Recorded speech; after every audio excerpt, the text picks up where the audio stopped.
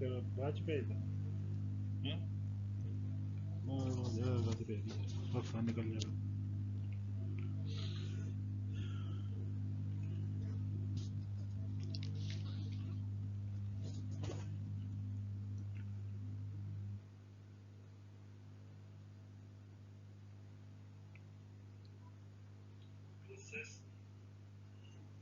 development of the limbs.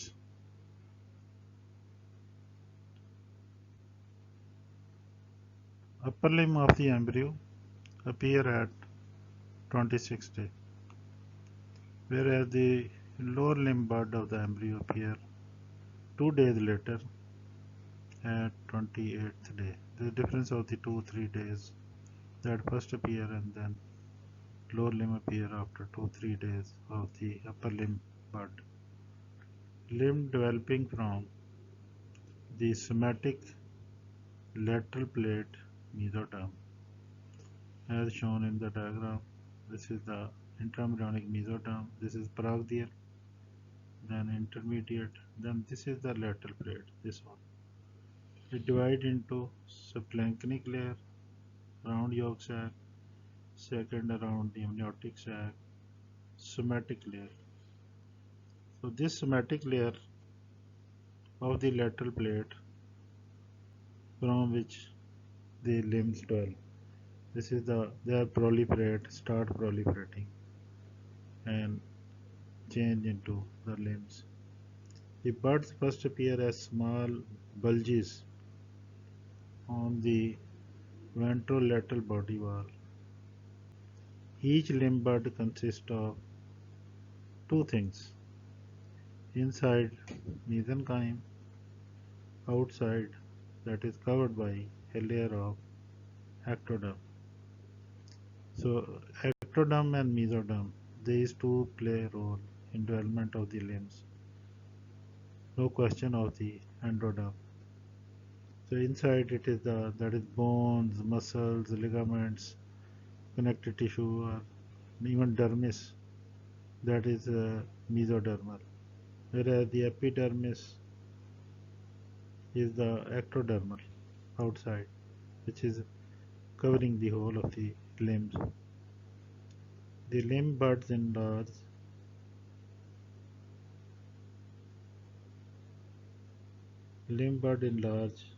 elongate by proliferation of the mesenchyme. That underlying mesoderm or inside mesoderm proliferate, so limb go on elongating. Upper limb bud develop opposite the caudal cervical segments. That is the T3 or T4 to C3, C4 to T2, and the lower limb buds from the opposite the lumbar and upper sacral segments, that is from L2 to S2 level of the somoid. At the apex of each limb, as the limb bud grow, which is by the bud is basically mesenchyme, which grow from this as shown somatic layer of the lateral plate. So at the apex of each limb, as it grows, it is covered over by ectoderm.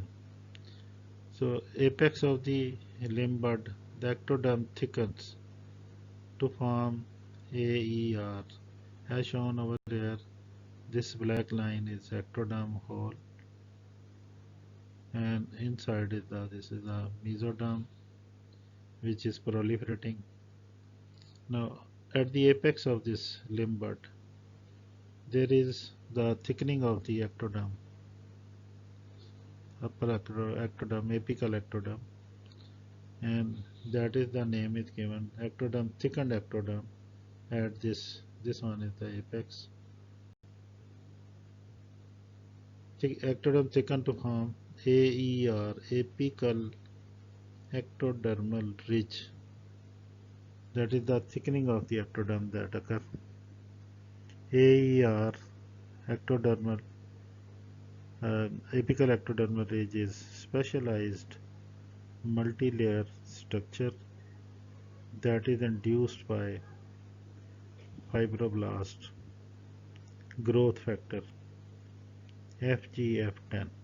What this means is that this mesoderm, which is more distal or apical mesoderm, this one, it produce a substance that is that produce FGF10, FGF10, which mean the fibroblast. F mean fibro, G mean growth, F factor, fibroblast growth factor 10, which is released from this apical mesoderm. It acts on the surface ectoderm, apical ectoderm, and responsible for its proliferation. So formation of AER is dependent on AER is nothing, it is the proliferation of the ectoderm which become thickened. How it become thickened? By the production of FGF10 by the apical mesoderm that act on this ectoderm, and it start proliferating and become thickened. So production of the ER is dependent on the FGF10 released by apical mesoderm that is induced by fibroblast growth factor FGF10 from underlying mesenchyme. Once the AER is formed, AER in turn produce FGF8, and this is secreted by the AER surface ectoderm. It acts on the underlying limb mesenchyme, which means it produce FGF8 AER which act on this mesoderm and allow it to promote or that permit it to grow or proliferate. Once the mesenchyme will proliferate, obviously there will be elongation of the limb. FGF8 is secreted by ER, act on the limb mesenchyme that initiate growth and development of the limb in proximal distal axis. That limb grow in proximal distal axis. Proximal distal axis means from the root of the limb to the apex.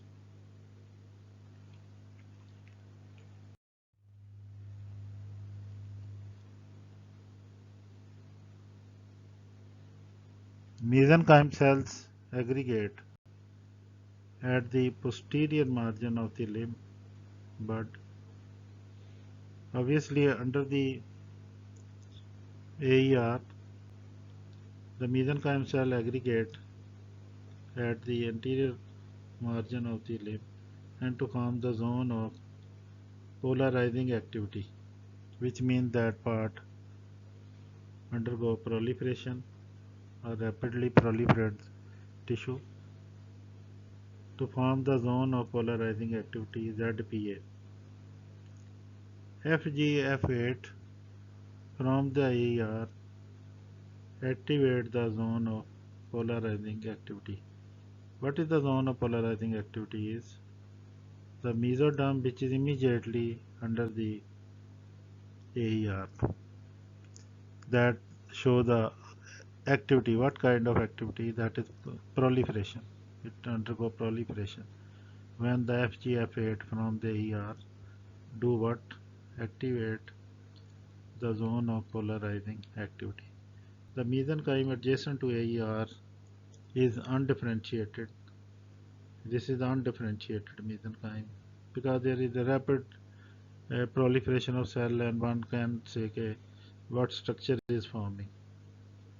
Whereas the more proximal this mesoderm that start showing the alteration. What kind of alteration? That is start changing into bone, muscles, fascia, you can appreciate, say, is the level of the humerus or femur in lower limb that start differentiating. Muscle around the femur or humerus start differentiating. Whereas if this is the area of forearm, it is undifferentiated, which means cells are simple cells.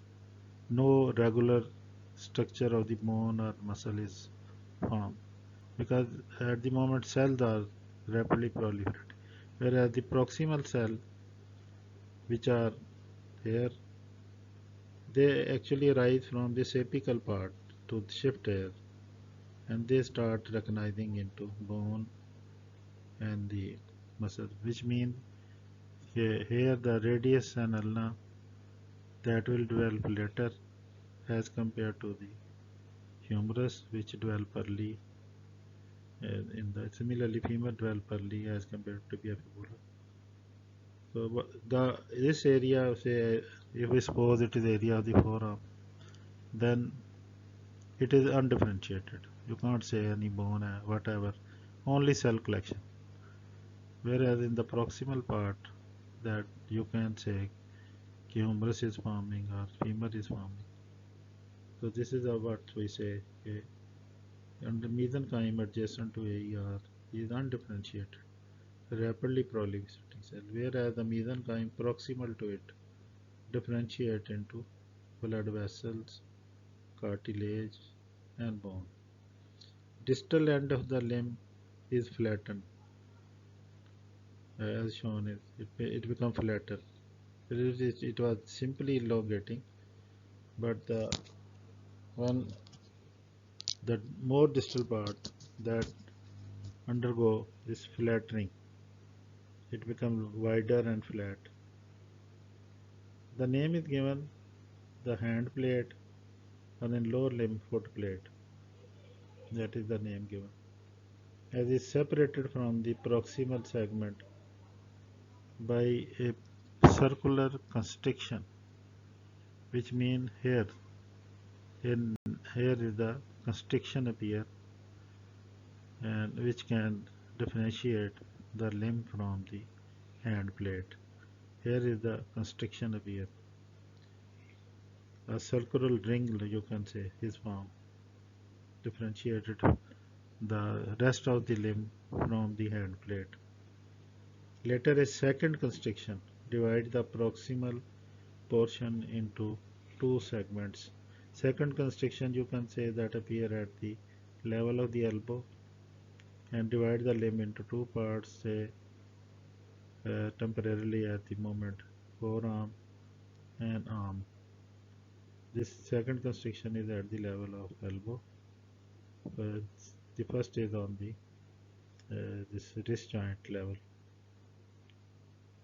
Later, a second constriction divides the proximal portion into two segments. Finger and toes are formed when the cell death in the AER separate this ridge into divide into 5 parts, which means when hand plate is formed, this AER split into the 5 components. Previously, it was a single ectodermal thickening, like as shown. This was the single, but here is the divide into 5 components. Against this component of the ER, the cells show condensation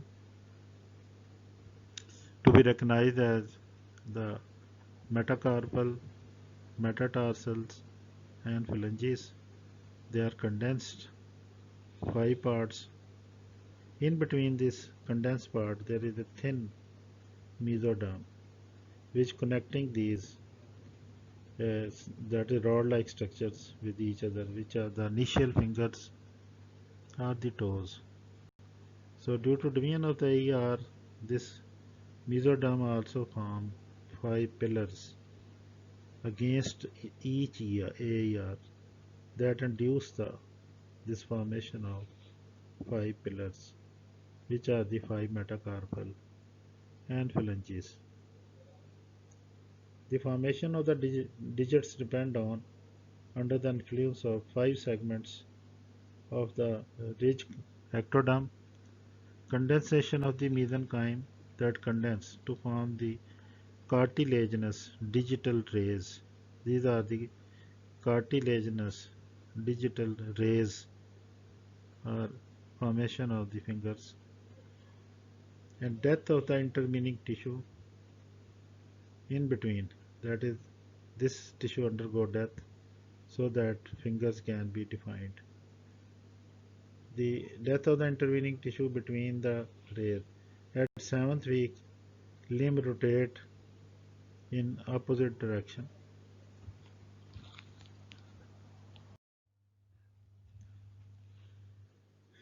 That is, limb rotate in opposite direction. Upper limb rotate in 90 degree. One of the thing is which is favorably asked is the rotation of the limbs. So how the rotation occurs? The upper limbs when developed that rotate in 90 degree laterally, so that extensor muscles lie on the lateral and posterior surface and thumb lie laterally. Also elbow point out posteriorly, whereas the lower limb rotate 90 degree medially, placing the extensor muscles anteriorly and big toe medially. Now the mesenchyme in the buds begin to condense and differentiate into chondrocytes, proximal mesoderm in the limb, that now changing into bones, muscles. So how that change? Mesenchyme in the buds begin to condense and differentiate into chondrocytes to form the hyaline cartilage models of the bones. Undergo ossification, changes to bone. Ossification of the bone is endochondral ossification, which means the bones are initially formed are cartilaginous, then change into bone. It is not intramembranous. Intramembranous bones are those in which the mesenchyme directly change into bone. If the mesenchyme first change into cartilage and then bone, that is phenomena is name is given endochondral ossification. Endochondral. So initially all the bones are cartilaginous, which are formed in the limbs, that is the humerus, radius, ulna, metacarpal and phalanges, all are cartilage. The primary ossification centers, they are present in all long bones by the 12th week. Primary ossification centers that start appearing in the 8th week and completed in all bones up to 12th week. These centers they appear in shaft of the bone, which is the in the shaft of the bone, which is the diaphysis, in which that center primary appear. The two ends of the bone epiphysis still cartilaginous, that remain cartilaginous. Persistent cartilage, that is the epiphyseal plate, help in growth of long bone. What is the epiphyseal plate? Which is intervene between epiphysis and diaphysis. It is present on the two ends of the bone, that is the lower end and upper end. There are two epiphyses, say the head of femur, neck and trochanter. Here is the one epiphysis, and in the lower part of the femur, that is the condyle of the femur, in between them and shaft is the lower uh, cartilage, which is the epiphyseal cartilage present. So growth occur on the both ends of the bone. Plate help in growth of the long. At the end of the 6th week, entire limb skeleton is cartilaginous. Whole osteogenesis of the long bone begins in the 7th week. When the ossification center appears, then the phenomena starts.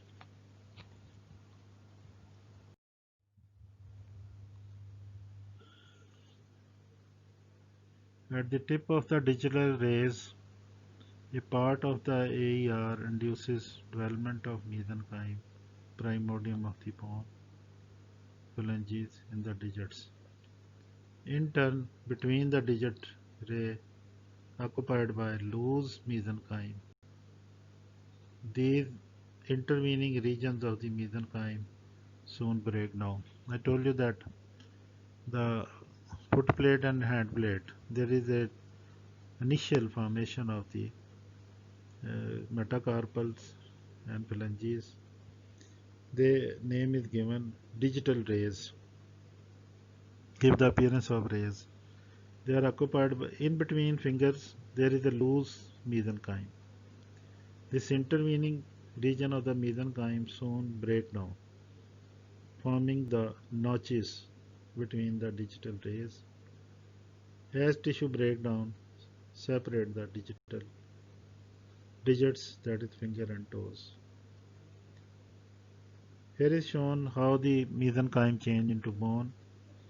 The number one A, this one A diagram, that is indicating mesenchyme cell begin to condense. They are loosely packed. Now they start condensing and differentiate into the first chondrocytes, cells of the cartilage. B is the chondrocyte form and cartilaginous model.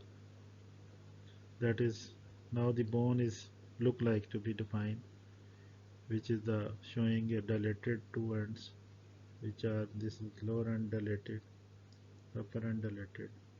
These are epiphysis initial, and then this is the diaphysis shaft, and still surrounded by chondrocytes cells.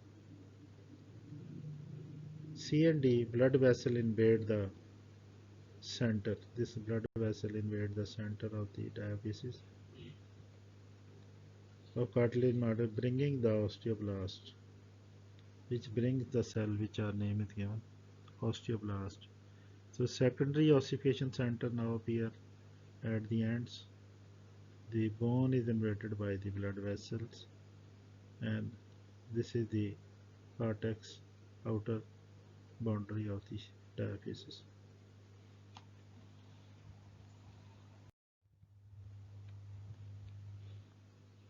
Here is shown the how the this is a hand plate. Upper limb we are saying upper limb is the hand plate. This is altering its shape. Further alter. There is a constriction which is present over here. This one, and separate the limb from the. Now it start differentiating into this small say digits, and here the name is given the notches that look like a small notches over here. This notch and this one is the notch, and then they further separate but still connected by intervening this green shade, that is the tissue, still connecting the digits with each other. It is a thin mesoderm, and name is given webs. This tissue undergo degeneration or damage, so finger can be separated. 5 fingers are separated. Similarly, in the foot lower limb, foot plate, a constriction between the leg and foot. Here it is defined the 5 digits. There is a outside giving the notches appearance. These fingers are connected by webs initially. Later on web disappear, and thumb and the big toe, thumb or big toe, and the 4 digits they become separate from each other. Developmentally, what we say, the radius and tibia homologous, which mean the radius bone, which is the which is developing, and the tibia, they are homologous to each other, whereas the ulna and fibula are also homologous. During development, what can I say, the side of the tibia and radius is same. Then rotation of the limb occur, and by the lateral rotation, of the upper limb and by the medial rotation of the lower limb. That is the change its position. Otherwise, they are homologous. Limb musculature that is developed from the lateral somatic mesoderm, which I told you mesoderm has three components, which is the sclerotome. Then the intermediate mesoderm shift forward over here. So lateral plate get connected with the paraxial mesoderm. The paraxial mesoderm change into three components. Number one is the sclerotome. Number two is the myotome. This one part. This is second part of myotome. Intervening in between is the dermatome. This myotome is the name is given dorsomedial myotome, dorsomedial mesoderm, whereas this second part is ventrolateral mesoderm. Ventrolateral mesoderm or myotome separated from this lateral plate. This is the lateral plate by a barrier which is intervening. Name is given lateral somatic frontier or barrier, by which we separate the ventrolateral mesoderm from the lateral plate mesoderm. This is the somatic part, this one is the splanchnic part. Now the 50% of the ventrolateral mesoderm migrate or cross this barrier and become the part of this somatic lateral somatic mesoderm. What we say, the ventrolateral mesoderm 50% cross this barrier and it become its part. Now finally we say that the somatic mesoderm of the lateral plate plus 50% of ventrolateral mesoderm of the paraxial mesoderm that become together, it becomes thickened this part and change into limbs. So limbs are derived from the lateral plate somatic mesoderm, this one, and 50% of the ventrolateral mesoderm which cross this barrier. So this is a combination of two mesoderm. Limb musculature is derived from the dorsolateral cells of the somoid that migrate into the limb to form the muscles. These muscle component, ventrolateral part, that is the migrate. These muscle component initially are segmental.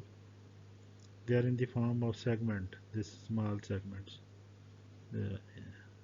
because they are derived from these segments, somites.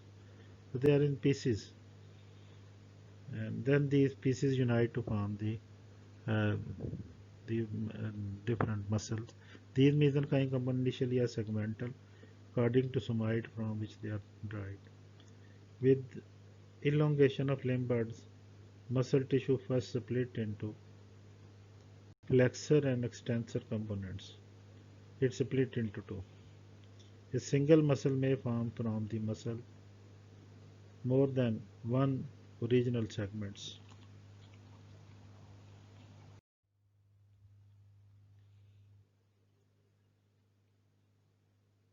As mental bud form, the ventral primary rami,